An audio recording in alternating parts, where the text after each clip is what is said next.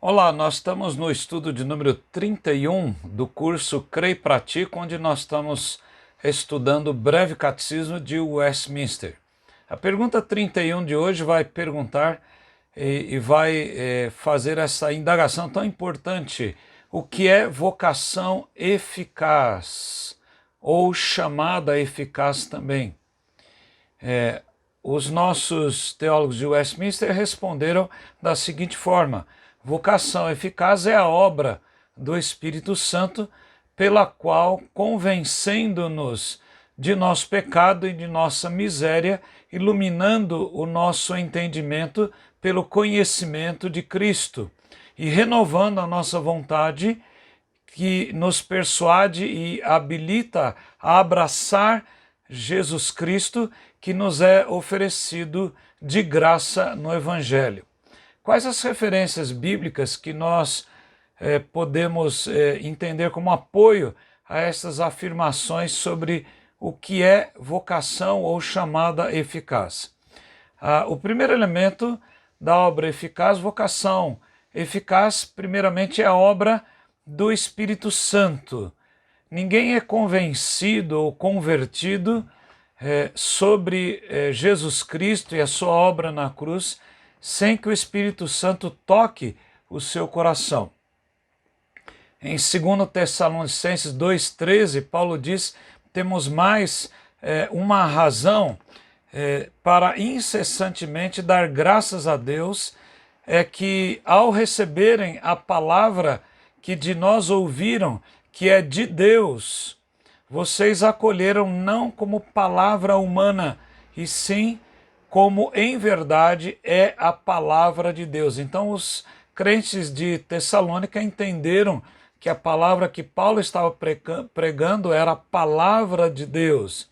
Em 2 Timóteo capítulo 1, versos 8 e 9, Paulo diz: portanto não se envergonhe do testemunho de nosso Senhor, nem do seu prisioneiro que sou eu. Pelo contrário, participe comigo dos sofrimentos em favor do Evangelho, segundo o poder de Deus que nos salvou e nos chamou com santa vocação, não segundo as nossas obras, mas conforme a própria determinação e graça que nos foi dada em Cristo Jesus antes dos tempos eternos. Então, vocação eficaz é a obra do Espírito Santo.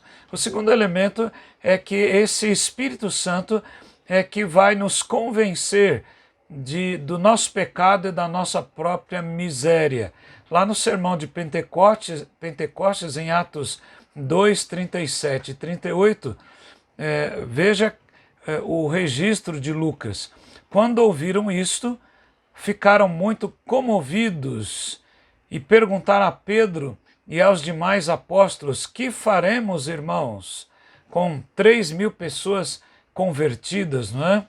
Pedro respondeu: arrependam-se e cada um de vocês seja batizado em nome de Jesus Cristo para a remissão ou libertação dos seus pecados. E olha o que ele diz: e vocês receberão o dom do Espírito Santo, ou a graça do Espírito Santo.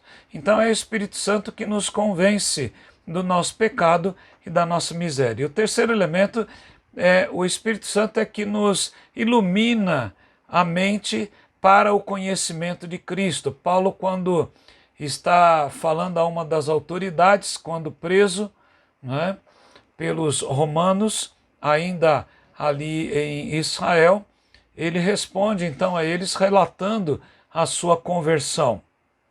Quando Deus diz a Paulo, e ele relata como Deus tivesse falado isto. E de fato Deus falou, e Deus disse a ele: vou livrar você do seu próprio povo e dos gentios, para os quais eu o envio, e para abrir os olhos deles e convertê-los das trevas para a luz e do poder de Satanás para Deus, a fim de que eles recebam remissão de pecados e herança entre os que são santificados pela fé em mim. Então é o Espírito Santo que ilumina a mente daquele que crê, né, no conhecimento de Cristo. E o quarto elemento é que o Espírito renova, assim como consequência, a nossa vontade. Nós temos vontade, então, agora de ir a Deus. O profeta Ezequiel fala muito bem isso, quando há aquela mudança do coração de pedra para o coração de carne. Ezequiel 36, 25 a 27. O profeta diz então: aspergirei água pura sobre vocês, e vocês ficarão purificados. Eu os purificarei de todas as suas impurezas e de todos os seus ídolos. Eu lhes darei um coração novo, e porei dentro de vocês um espírito novo. Tirarei de vocês o coração de pedra, e lhes darei um coração de carne.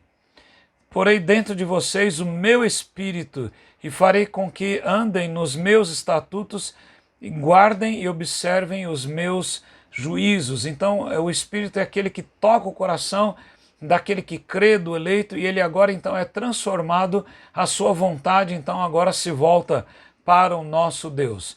Você pode talvez querer forçar alguém a ir a Jesus Cristo, forçar um filho, por exemplo, a fazer profissão de fé, mas é somente o Espírito Santo, se ele não tocar, essa vontade da pessoa não está habilitada para ele então aceitar o Evangelho de Cristo, que fala do pecado humano e fala da boa nova, da salvação de Cristo. O último elemento é que o Espírito Santo nos persuade e nos habilita a abraçar Jesus Cristo, que nos é oferecido na graça do Evangelho.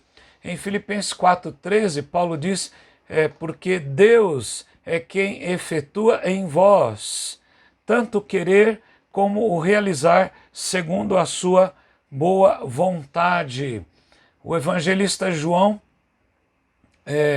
registra então aquilo que Jesus falou, João 6,37, e Jesus diz: todo aquele que o Pai me dá, esse virá a mim, e o que vem a mim, de modo nenhum o lançarei fora.